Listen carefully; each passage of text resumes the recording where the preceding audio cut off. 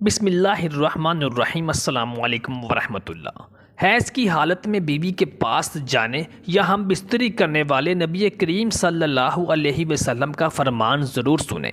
बहुत से मर्द औरत के अयाम मखसूसा में ख्वाहिश पूरी करने के लिए हम बिस्तरी करते हैं, जो कि सख्त गुनाह का काम है। मगर इस मामले में नबी करीम सल्लल्लाहु अलैहि वसल्लम की मुबारक ज़िंदगी से चंद वाक़यात हैं जिनसे साबित होता है कि माहवारी में औरत से किस हद तक ख्वाहिश पूरी की जा सकती है।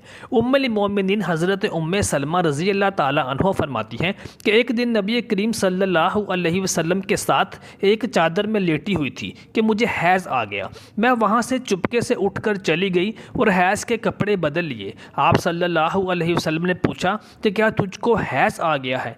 मैंने कहा जी हाँ। फिर मुझे आप सल्लल्लाहु अलैहि वसल्लम ने अपने पास बुला लिया और मैं आप सल्लल्लाहु अलैहि वसल्लम के साथ उसी चादर में लेट गई।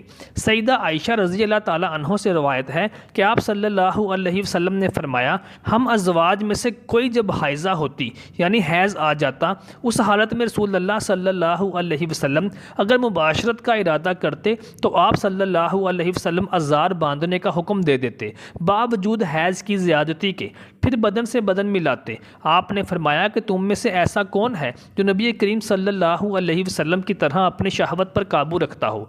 इस हदीस से साबित होता है कि हैज़ की हालत में बीवी से बोसो किनार करना जायज़ है, मगर हद से तजावुज़ करने से इस्लाम ने मना किया है और इससे मुमानियत फरमाई गई है।